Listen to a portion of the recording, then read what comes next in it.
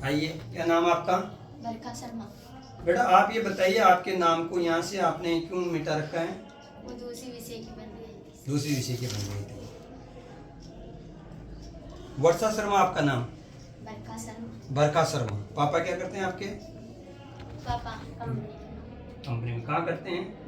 चित्तौड़गढ़। चलो, कितने घंटे पढ़ाई करते हैं आप? 4 घंटे। साइन थीटा का मान किसके बराबर होता है? साइन थीटा का मान। थीटा का मान 1/2 कोसेस थीटा। अन्य कोई बताएगा साइन थीटा का मान? क्या इसने सही बताया? सही बताया? क्या साइन थीटा का मान 1 कोसेक थीटा होता है या अन्य भी होता है? एक जना जवाब देगा। बोलो आप बेटा, अन्य क्या क्या होता है? साइन थीटा का मान होता है अन्य तो लंब बटे कर्ण। और हाँ बोलिए। 1/2 कोसेक थीटा। हाँ बोलिए। साइन 90 माइनस थीटा बराबर कोस थीटा। देखिए बेटा, आप ऐसे कहें कि सर साइन थीटा बराबर अनेक मान होते हैं, हमें किसका मान बताना है? क्योंकि मेरा क्वेश्चन अधूरा था। लेकिन क्वेश्चन मेरा अधूरा नहीं था, जवाब आपके अधूरे थे। मैंने कहा साइन थीटा का मान, तो आपको वो सभी मान बताने हैं जो साइन थीटा के होते हैं। मैंने कहा आप लोगों को हमारे देश का क्या नाम है? तो आप कहेंगे भारत, आर्यव्रत, इंडिया, हिंदुस्तान आदि विविध नाम है। आप यही क्यों कहते हैं कि भारत? क्योंकि जब तक आपको एक ऑप्शन नहीं दिया गया है तो आप उसको एक ऑप्शन में बाइंड नहीं करें। अब मैंने कहा आपको साइन थीटा का मान क्या होता है, तो सबसे पहले यह कहे कि त्रिकोणमितीय फलन के अनुसार साइन थीटा बराबर 1 कोसेक थीटा होता है। समकोण त्रिभुज की भुजाओं के आधार मान करके साइन थीटा बराबर लंब बटे कर्ण होता है। ठीक है। और यदि हम 0 डिग्री से लेकर 90 डिग्री तक के मान की बात करें तो साइन थीटा के विविध कोणों के मान विविध अंक प्राप्त होंगे। 0 डिग्री का मान 0 होगा, 30 डिग्री का मान 1 होगा, 45 डिग्री का मान 1 होगा। ठीक है। ऐसे ही यदि हम 90 डिग्री से अधिक लेंगे या कम लेंगे, कम लेते हैं 90 डिग्री से कम लेते हैं तो साइन 90 डिग्री माइनस थीटा बराबर कोस थीटा होगा, और साइन 90 डिग्री प्लस थीटा का मान और अलग होगा। इस प्रकार से आपको क्वेश्चन देना है। आपको ये नहीं कि क्या पूछा गया। और दूसरा क्वेश्चन और पूछता हूँ मैं आपसे। एक तो सभी बालिकाएं अधिक से अधिक समय तक आप घर पे पढ़ने में अपने समय को कंज्यूम किया करें। जितना आप पढ़ेंगे उतने आपके अच्छे मार्क्स होंगे। प्रकृति का सिद्धांत है, द प्रिंसिपल ऑफ नेचर, प्रकृति का सिद्धांत है कि जितना आप मेहनत करेंगे उतना ही पुण्य आपको प्राप्त होगा, रिजल्ट प्राप्त होगा। पुण्य का मतलब रिजल्ट। अगर आपसे कहेंगे पुण्य के समानार्थी शब्द क्या है? समानार्थी शब्द होना, पर्यायवाची शब्द होना एक ही बात है। अर्थात आप जितनी मेहनत करेंगे उतना ही प्रतिफल मिलेगा, उतना ही लाभ मिलेगा, इतना ही परिणाम होगा। ठीक है, उतना ही पुण्य होगा। पुण्य का मतलब भी परिणाम होता है। पुण्य का मतलब भी क्या होता है? परिणाम होता है, रिजल्ट होता है। ठीक है। तो अब बताइए मेरे को, आप किरण किसे कहते हैं? किरण, एक आप बताइए बेटा, किरण किसे कहते हैं? हाँ, अनामिका चौधरी आपका नाम। पढ़ाई कम करते हैं आप, इसी कारण याद नहीं है ना। हाथ को ऊपर करिए जिसको आता है। मोस्टली आप सभी को आता है। आप बताएंगे बेटा। जिसका प्रारंभिक बिंदु व अंतिम बिंदु दोनों अज्ञात है। Very good. प्रारंभिक बिंदु व अंतिम बिंदु दोनों अज्ञात।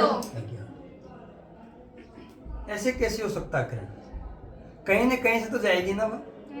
तो प्रारंभिक बिंदु कैसे अज्ञात हो सकता है? अननोन कैसे हो सकता है? जिसका प्रारंभिक बिंदु ज्ञात हो और अंतिम बिंदु अज्ञात हो। ठीक है ना, थोड़ा सही करेंगे ना। जब हमें पता ही नहीं कि ये कहाँ से रवाना होगा, उद्गम स्थल जिसको बोलते हैं। सूर्य हमें क्या देता है? प्रकाश के रूप में क्या पृथ्वी पर क्या किरणें आती हैं? तो इसका मतलब उद्गम स्थल क्या है? सूर्य है। तो किरण क्या एक ज्यामितीय आकृति है। किरण क्या है? तो बेटा देखो इसको इस प्रकार से लिख सकते हैं, वह ज्यामितीय आकृति जो एक निश्चित बिंदु से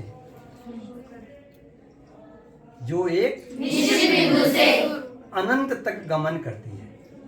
अनंत मतलब जिसका अंत ही नहीं है, गमन का मतलब जाती है, उसे हम किरण कहते हैं। उसे क्या बोलते हैं? किरण। क्लियर है? चलो बिंदु की परिभाषा कौन बताएगा आप लोगों में से? बिंदु किसे कहते हैं? हाँ बोलिए। जिसका आकार निश्चित नहीं होता। और भी अधूरी है। आपने उसकी विशेषता बता दी, परिभाषा नहीं बताई आपने। जिसका आकार निश्चित नहीं होता एक विशेषता है। मैं आपसे डेफिनेशन पूछ रहा हूँ, तो बिंदु की क्या डेफिनेशन होगी? ज्यामिति की वह आकृति जिसका न कोई लंबाई न कोई चौड़ाई होती है, केवल उसे प्रदर्शित किया जा सकता है, उसे हम बिंदु कहते हैं। ऐसे पूरा जवाब देना सीखिए आप पूरा जवाब देना सीखिए। आवर्त सारणी में कितने तत्व होते हैं? आप बताएंगे बेटा, आवर्त सारणी में कितने तत्व होते हैं? पीरियोडिक टेबल जिसको कहते हैं, आपके कोर्स में नहीं है? चलो ठीक है। सामाजिक व्यवस्था से क्या तात्पर्य है? सामाजिक पढ़ाते हैं आपके सर, सोशल साइंस पढ़ाते हैं। पहले सोशल स्टडी के नाम से ये बुक चला करते थे पाठ्यक्रम में, अब हो गया इसका नाम सोशल साइंस।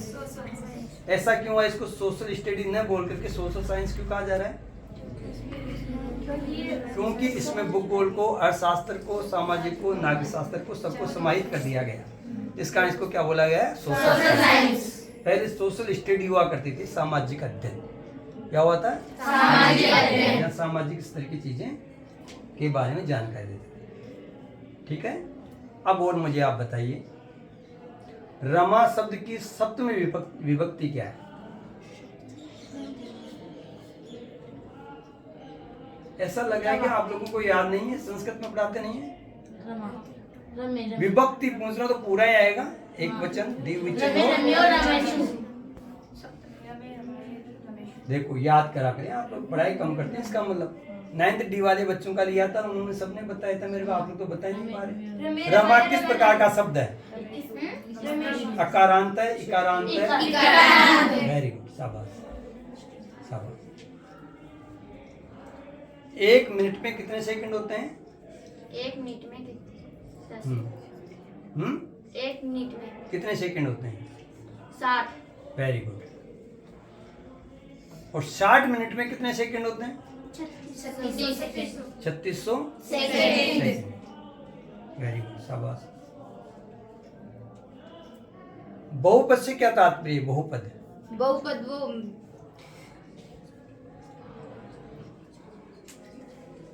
कौन बताएगा? Very good. बीजे बहुपद, बीजे बहुपद कहते हैं जिसमें बीजे राशियां आती है। बीजे राशियों से तात्पर्य अंग्रेजी का अल्फाबेट साथ में हो या कह गए आई साथ में हो, अंकों के साथ हो। जैसे 1a 2b x square plus 2x plus 3। ठीक है। ऐसे 6a square plus 12ab plus b square. ठीक है। इस प्रकार जो व्यंजक बनते हैं उन्हें हम क्या बोलते हैं? बीजे व्यंजक एक पदीय भी हो सकता है और बहुपदीय भी हो सकता है। ठीक है। अनेक पदों भी हो सकते हैं उसमें। ठीक है ना। पढ़ाई क्या करें आप लोग, पढ़ते कम है। ठीक है। धन्यवाद। बंद कर दो।